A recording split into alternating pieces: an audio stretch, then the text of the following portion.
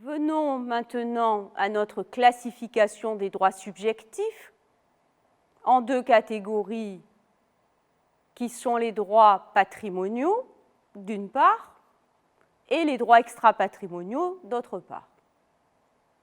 Les droits patrimoniaux, ils sont relatifs au patrimoine de l'individu. Les éléments de ce patrimoine ont une évaluation pécuniaire. Ils sont estimables en argent. Il s'agit de tous les biens qu'un individu peut posséder, mais aussi des dettes relatives aux biens. On pourrait classer ce patrimoine d'un point de vue comptable dans un bilan. À l'actif, les biens, au passif, les dettes. Toute personne en droit n'a qu'un seul patrimoine.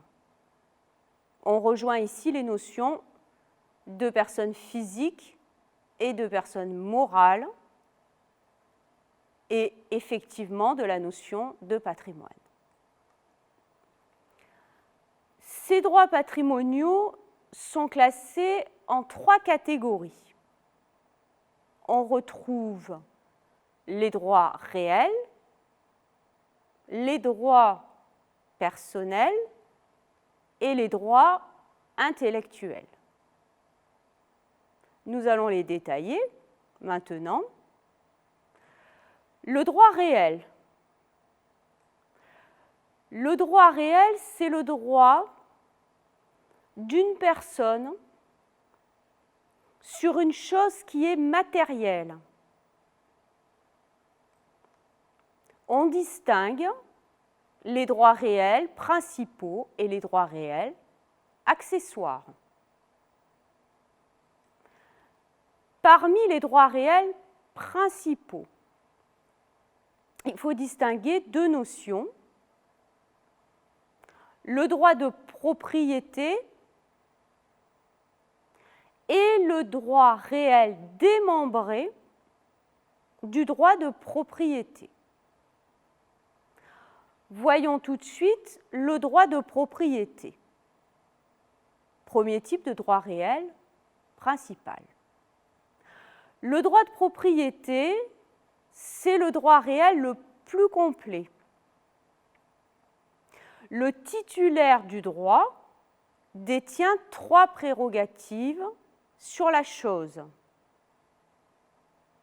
Il s'agit de l'usus, du fructus et de l'abusus. Revenons sur ces trois notions.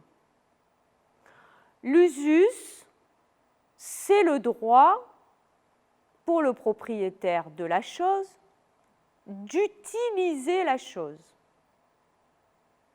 Exemple, je suis propriétaire d'une maison, d'un appartement, j'ai le droit de l'habiter.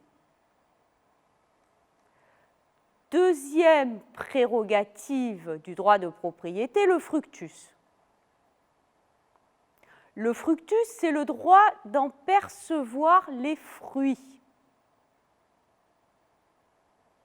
Exemple, pour le propriétaire d'une maison, d'un appartement, le droit de louer la chose par l'intermédiaire d'un contrat de location que l'on appelle aussi un bail.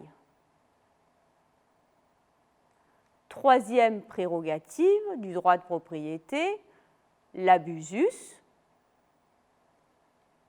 le droit de disposer de la chose, par exemple le droit de la vendre, vendre une maison dont on est propriétaire ou un appartement. Ces trois prérogatives du droit de propriété, usus, fructus, abusus, forment le droit réel le plus complet.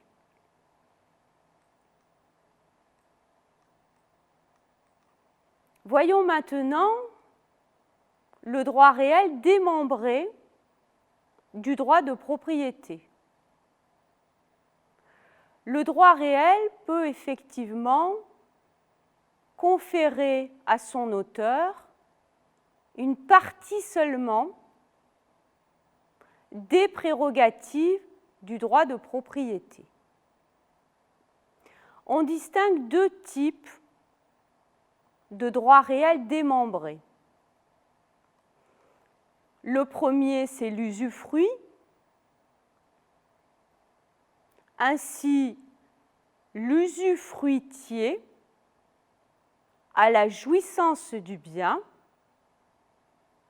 mais ne possède pas la propriété du bien. L'abusus, dans ce cas-là, appartient au nu propriétaire. Exemple, lorsqu'une maison est en location, le locataire est l'usufruitier et le bailleur est le nu propriétaire. Deuxième notion de droit réel démembré, les servitudes.